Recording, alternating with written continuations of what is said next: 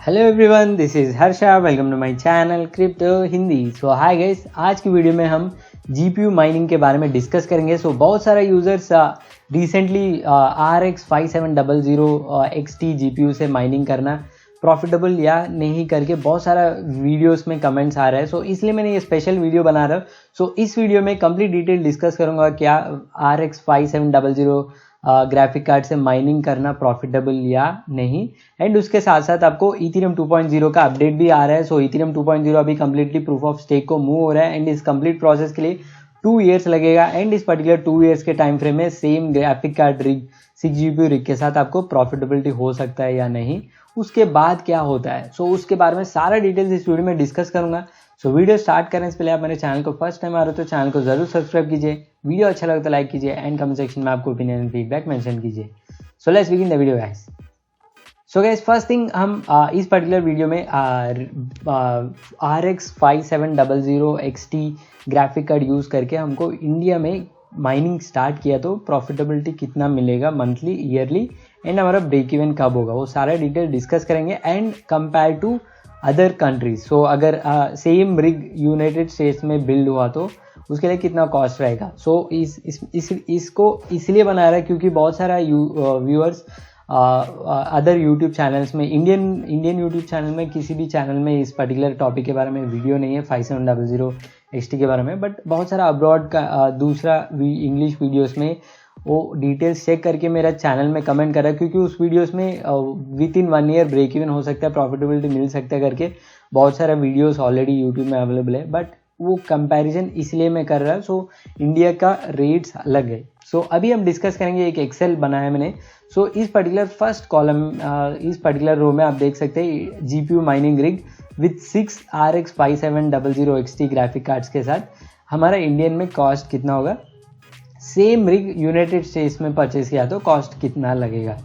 सो अभी हम बाकी कंपोनेंट्स नॉर्मल प्राइस लिया मैंने, ये थोड़ा ऊपर नीचे हो सकता है, बट हमारा मेजर कंपोनेंट ग्राफिक कार्ड है RX 5700 XT। इसका इंडियन मार्केट में कॉस्ट है अराउंड 44,000 रुपीज़ के आसपास। सो ये अभी आप मार्केट से लिया तो या डीलर से लिया तो थोड़ा कम पड़ सकता है, बट अमेजोन में अभी इसका लोएस्ट प्राइस है अराउंड 44,000 रुपीज़ के आसपास। सो 44,000 रुपीज़ लिया तो 44,000 इंटू 6, सो 6 ग्राफिक कार्ड्स यूज़ कर रहा है, इसका टोटल कॉस्ट हो रहा है 2,64,000। तो सेम थिंग इधर मैंने मेंशन किया। सो टोटल कॉस्ट हो रहा है इंडिया में अराउंड 3 लाख के आसपास एंड उसको US डॉलर में कन्वर्ट किया तो अराउंड $3,966।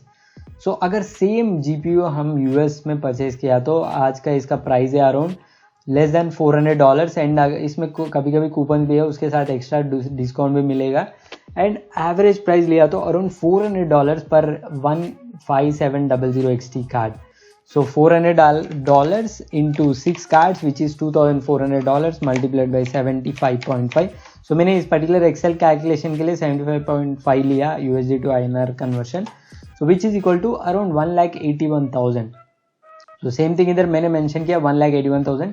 सो US में सेम जीपीयू माइनिंग का रिग कॉस्ट हो रहा है only 2,16,000 which is around $2,866। So इधर क्लियरली देख सकते हैं हमको ऑलमोस्ट 80,000 रुपीज़ ज़्यादा पड़ रहा है इंडिया में, क्योंकि GST टैक्स वो सारा इधर इंडिया में ज़्यादा है, इसलिए हमको ये कॉस्ट ज़्यादा लग रहा है। एंड USD में चेक किया तो ऑलमोस्ट $1,200 हमको ज़्यादा कॉस्ट हो रहा है। सो इधर हमको प्रॉफिटेबिलिटी और ब्रेक इवन का हमारा जो भी इन्वेस्टमेंट उसका रिटर्न आने का टाइम बहुत ज़्यादा हो सकता है कंपेयर टू USA। सो ये है फर्स्ट थिंग। सो अभी हम बात करते हैं इसका profitability. So same GPU mining rig का प्रॉफिटेबिलिटी आज के हिसाब से ये watomine.com वेबसाइट है। सो मैंने प्रीवियसली भी बहुत सारा माइनिंग वीडियोस बनाया, उसमें भी इस वेबसाइट के बारे में डिस्कस किया। सो इस वेबसाइट में हम जिस भी ग्राफिक कार्ड है उसका डिटेल्स डाल के उसका प्रॉफिटेबिलिटी कितना है वो चेक कर सकते हैं। सो अभी हम बात कर रहे हैं RX 5700 XT के बारे में। सो 6 GPU रिग, सो 6 सेलेक्ट करके कैलकुलेट के ऊपर क्लिक किया, उसके बाद हमको पूरा कैलकुलेशन आएगा। तो नीचे देख सकते हैं इसके हिसाब से इथेरियम क्लासिक माइन किया तो विद दैट 6 GPU हमको डेली $9.5 अर्निंग मिलेगा। And same thing Ethereum classic अभी थोड़ा रिस्की है, इसलिए इसका प्रॉफिटेबिलिटी ज़्यादा है, क्योंकि इसका 51% अटैक ऑलमोस्ट 2 to 3 टाइम्स हुआ लास्ट 1 month बैक। सो अगर आप नाइस हैश में कर रहे हो तो $6.7 per day profit, and Ethereum में किया तो आपको $6.61 एवरी डे प्रॉफिट मिलेगा।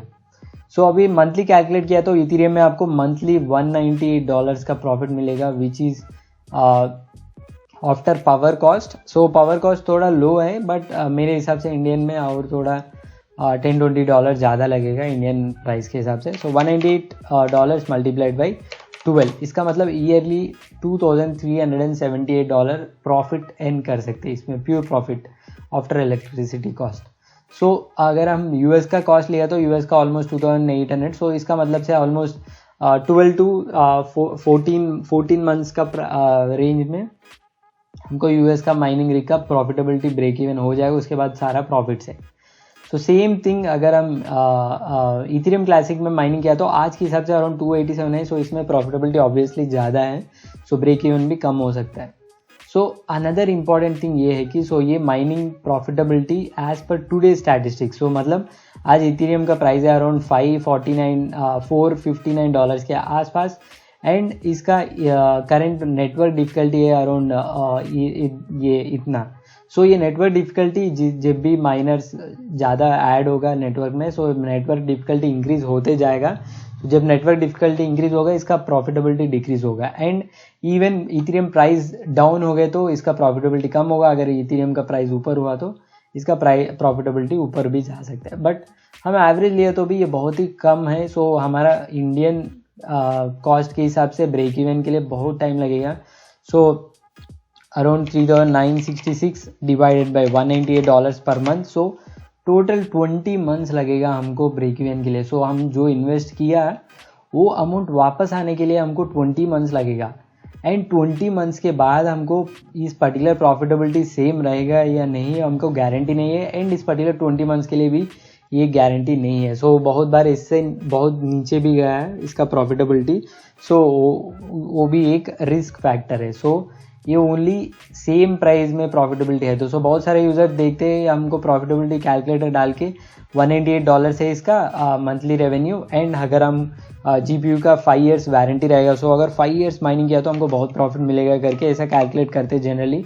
198 × 12 × 5 years, सो 5 years में हम $11,000 अर्निंग कर सकते हैं विद सेम GPU करके, कैलकुलेशन करके इन्वेस्टमेंट करते ब्लाइंडली। बट वंस आप बाई करके माइनिंग रिग सेटअप करने के बाद आपका जो कैलकुलेशन है वो गलत करके आपको आइडिया मिल जाएगा, क्योंकि ये प्रॉफिटेबिलिटी स्टेबल नहीं है, ये रेगुलरली डाउन नीचे होते जाएगा, और इसका इथेरियम प्राइस गिर गया तो ये भी गिर जाएगा। So and another thing 20 months के बाद, ऑलमोस्ट 2 years के बाद इसका डिफ़िकल्टी डबल हो जाएगा, एंड हमको जो भी GPUs यूज़ कर रहे हो वो इतना प्रॉफिट नहीं कमाएगा।